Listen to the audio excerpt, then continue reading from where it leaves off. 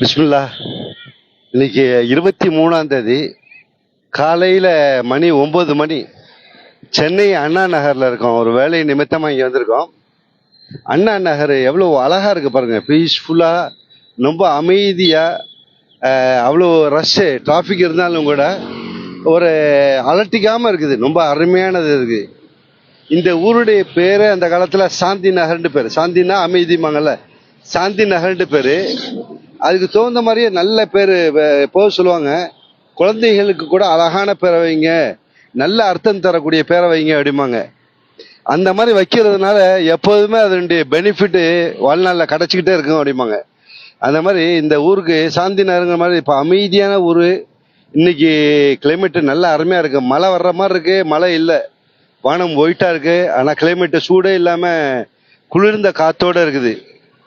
இந்த அண்ணா நகர் எப்படி எப்படின்னாக்கா ஒரு அமெரிக்காவுடைய ரோடுகள் மாதிரி போட்டிருக்காங்க. டிசிப்ளினா ரோடு அவ்வளோ நேராக இருக்கும். இந்த பாருங்க, அந்த ரோடு காட்டுற பாருங்களேன். இங்கேருந்து கிட்டத்தட்ட கிலோமீட்டர் கணக்கில் போனாலும் அதே ரோடு டிசிப்ளினா நேராக இருக்கும். இது அமைச்சிருக்காங்க. இந்த ரோட்டுடைய side railway station Anna Nagar கிழக்கு, அது அடுத்து நான் மேற்குன்னு நினைக்கிறேன். One side A3 அடிமாங்க. அந்த கேட்டில் அந்த சைடில் தான் நிற்கிறோம். இந்த ரோடு அப்படியே நேராக ஹை லெவலில் அப்படியே ரோடு போயிட்டே இருக்கும் நேராக. எந்த மேடு பள்ளம் இருக்காது. அவ்வளோ டிசிப்ளினா அழகான ஒரு சிட்டியாக உண்டாக்கியிருக்காங்க. இந்த ஊருடைய தெருக்களை பாருங்க, அமெரிக்காவுடைய தெருக்கள் ஸ்டைலில் பண்ணியிருக்காங்களா. அதையும் நான் ஹிஸ்ட்ரியில் பார்த்தேன். அமெரிக்காவுடைய தெருக்கள் எப்படி இருக்கும் அதே மாதிரி பண்ணியிருக்காங்க. இந்த தெரு A4 தெருன்னு பேர். இந்த மாதிரி நடந்து போனால் தூரத்தில் பார்க்கலான்னு வச்சுங்களேன். எல்லாமே வணிக வளாகமாக இருக்குது. ரிவ்யூ இந்த மாதிரி நல்ல பெரிய பெரிய மால், எல்லாமே மாலாக இருக்குது. இது எப்படி இந்த மாதிரி இந்த ஊர் டெவலப் ஆச்சு அப்படின்னா 1960க்கு முன்னாடி இது நடுக்கரைன்னு, இந்த ஊர் பேர் நடுக்கரை. இது நடுக்கரை கிராமம். விவசாயம், நெல் இருக்கும், ஃபுல்லாக மாமரங்கள் இருக்கும், மரங்கள் நிறைஞ்சது, ஒரே முள்ளு காடாக இருக்கும், காட்டுப்பகுதியாக இருந்துச்சு. இது நடுக்கரை கிராமம் அப்படிம்பாங்க. அந்த மாதிரி ஒரு இருந்த ஊரை 1968 இண்டஸ்ட்ரியல் ட்ரேடு ஃபேர் வச்சுருந்துருக்காங்க இங்கே சென்னையில். சென்னை மாநகராட்சி ஏற்படுத்தி இந்த இடத்த ஃபுல்லாக அந்த காடுகள்லாம் அழிச்சிட்டு இந்த ஊரை உண்டாக்கி வேர்ல்டு லெவலில் இண்டஸ்ட்ரியல் ட்ரேட் அப்படின்னு சொல்லி வச்சுருந்துருக்காங்க. அப்போ உலகத்துலேருந்து எல்லா மக்களும் எல்லா நாட்டிலேருந்து வந்தாங்களாம்.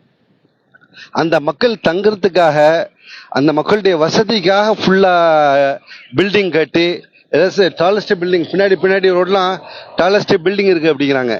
அந்த மாதிரி பில்டிங் கட்டி 1968 இண்டஸ்ட்ரியல் ட்ரேடு இந்த ஃபேரை அமைச்சு உலகத்தில் உள்ள வந்த மக்கள்லாம் தங்கக்கூடிய லெவலில் பண்ணி இந்த இடத்த இது பண்ணிட்டாங்க, சூப்பர் பண்ணிட்டாங்க. பண்ண ஏற்பாடு அந்த இடத்துல வியாபாரம் சக்ஸஸ் ஆகிடுச்சு. அந்த வருஷத்தில் பிஎஸ்சி அப்துல் ரஹ்மான் அவர்களால் இங்கே 130 அடி உயரத்துக்கு ஒரு கட்டடம், ஒரு மாலு, இந்த ட்ரேடுக்காக ஒரு மாலு கட்டிருக்காங்க. அந்த மாலு எங்கே இருக்குன்னு தெரியல. ஏன்னா நான் மெயின் ரோட்டில் நிற்கிறேன், அந்த மாலை பார்க்க முடியல. கிளாக் டவர் எய்தாப்பில் இருக்கிறது ஒரு கிளாக் டவர் இருந்தால் பாருங்க, அப்படியே ஜூம் பண்ணி காட்டுறேன். கிளாக் டவர் ஒன்று இருக்குது. அதில் கிளாக் டவர் அந்த சிக்னல் கிட்ட இருக்குது. தெரியும்னு நினைக்கிறேன், உங்களுக்கு கிளாக் தெரியும்னு நினைக்கிறேன். அந்த பிரிட்ஜுக்கு பக்கத்தில் ஜூம் பண்ணியிருக்கேன், ஃபுல்லாக ஜூம் பண்ணியிருக்கேன். இந்த கிளாக் டவர் அமைஞ்சிருக்கு. இந்த மாதிரி நிறைய ஃபெசிலிட்டி பண்ணியிருக்காங்க. அப்புறம் 1969 அண்ணாதுரை இறந்த பிற்பாடு, அண்ணாதுரை முதலமைச்சராக இருக்கும்போது இறந்துட்டாரு. மழை வருதுன்னு வச்சுங்களேன், தூரிக்கிட்டு இருக்கு லேசா. அண்ணாதுரை இறக்கும் போது 1.5 கோடி மக்கள் சென்னைக்கு வந்தாங்க. அப்போ அண்ணாதுரையுடைய நினைவாக 1985 86 அடுத்த முதலமைச்சரான எம்ஜிஆர் அவர்கள் அண்ணாதுரை பேர்லாம் அண்ணா நகர்னு இந்த ஏரியாவுக்கு பேர் மாற்றிருக்காரு. இங்கே கட்டியிருக்கக்கூடிய பில்டிங், பெரிய பெரிய டாலஸ்ட் பில்டிங்லாம் அந்த ரோடு உள்ளே இருக்குது. எல்லாமே அமெரிக்காவுடைய தெரு மாதிரி அந்த டிசைனில் பண்ணியிருக்காங்க. அந்த தெருக்கள் பில்டிங்லேயுமே மானிய விலையில் அடுத்து ஏதோ ஒரு ஃபெசிலிட்டி பண்ணி அதை கொடுத்துருக்காங்க. கவர்மெண்ட்டு கொடுத்து எல்லா மக்களும், இந்த ஊர் மக்கள்லாம் வாங்கி இங்கே வந்து குடியேறிருக்காங்க. இப்போ இருக்கக்கூடியது பெரிய பெரிய பிஸ்னஸ்மேனு, கவர்மெண்ட் போஸ்ட்டில் உள்ளவங்க எல்லாமே இந்த ஏரியாவில் தங்கியிருக்காங்க. இந்த ஏரியாவுடைய டிசிப்ளினும் அழகும் ரொம்ப இயற்கையாகவே அழகாக இருக்கும். இந்த ஏரியா எப்படின்னாக்கா கூவம் நதிக்கரையில் இருக்குது. கூவம் நதி அந்த சைடில் இருக்கிறதான். எல்லாம் ஹிஸ்ட்ரி படிச்சுட்டு சொல்கிறேன். கூவம் நதிக்கரையில் இருக்கிறதுனால அந்த தண்ணியுடைய நிமிடத்தில் ஃபுல்லாக க்ரீனரி, எல்லாமே க்ரீனாக இருக்குமா. காடு, நெல், விவசாயம், மாமரம், எல்லாம் முட்புதர் இப்படியே தான் இருக்குமா, எல்லாமே இருக்குமா. இது எல்லாமே டெமாலிஷ் பண்ணிட்டு சென்னை அரசாங்கம் ரெடி பண்ணியிருக்குது. இது அண்ணா நகர்னு அண்ணாவுடைய பேர்ல வச்சிருக்காங்க.